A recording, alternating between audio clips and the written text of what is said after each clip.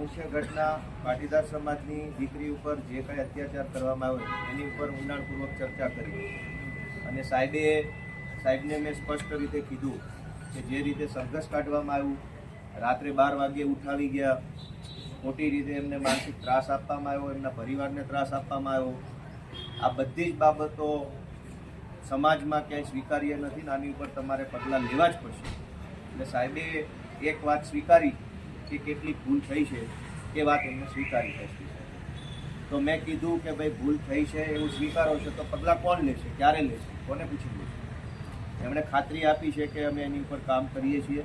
જે કાંઈ પણ શક્ય કાયદાકીય પ્રક્રિયા હશે એ પ્રક્રિયા પ્રમાણે જે જવાબદાર અધિકારી હશે એમની ઉપર કાયદાકીય પગલાં લેવાની વાત એસપી સાહેબે પોતે કરી છે.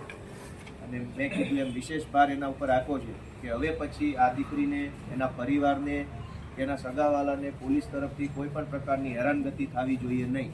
કોઈ ફોન જાય નહીં, કોઈ પોલીસ હેરાન કરવા જાય નહીં, ખોટી રીતે નિવેદનના નામે ડરાવવા ધમકાવવાની કોશિશ ન થાય એવી વિનંતી પણ એસપી સાહેબને મેં કરી છે.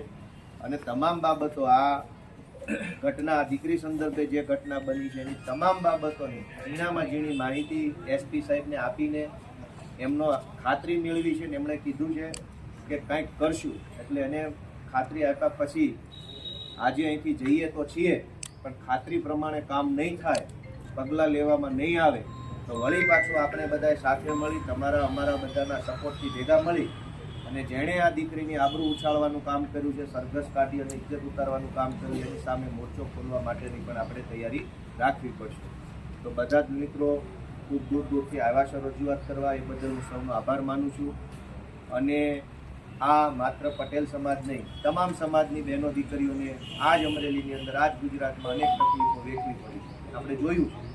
તો તમામ સમાજ જેને અન્યાય છે, તકલીફ પડે છે, બધા માટે અમે બિન રાજકીય રીતે કોઈ રાજકારણની વાત આજ દિવસ સુધી કરી નથી, ભવિષ્યમાં નહીં કરીએ. જ્યારે દીકરીનો પ્રશ્ન હશે, જે જ્ઞાતિ હોય, દીકરીનો પ્રશ્ન હશે, બિન રાજકીય રીતે કોઈ રાજકારણ કર્યા વગર લડવા માટે રાજુભાઈ કરપડા, હું, આપણે બધા તૈયાર છીએ. જ્યારે પણ જ્યાં લડાઈ કરવી પડશે ત્યાં લડતા રહીશું. અને છેલ્લે હું અમરેલીના મીડિયાના મિત્રોનો ખૂબ ખૂબ આભાર વ્યક્ત કરું છું કે એમણે છેક સુધી આ ઘટનામાં ન્યાય અપાવવા માટે અમરેલીના મીડિયાના મિત્રોએ ખૂબ મહેનત કરી છે. આ ઘટનાને ગુજરાત સુધી પહોંચાડવા, ઘરે ઘરે પહોંચાડવા મીડિયા મિત્રોએ ખૂબ મહેનત કરી છે. એમનો આભાર.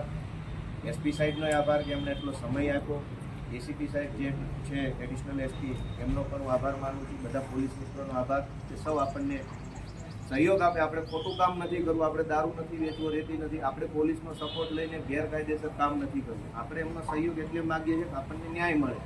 એટલે પોલીસનો સૌનો આભાર માની અને આજની આ જે બાબત છે એને અહીંયા આપણે પૂરી કરીએ.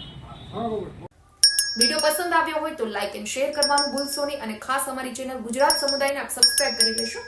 આવતીકાલે કોઈ નવા ટોપિક પર ચર્ચા કરીએ.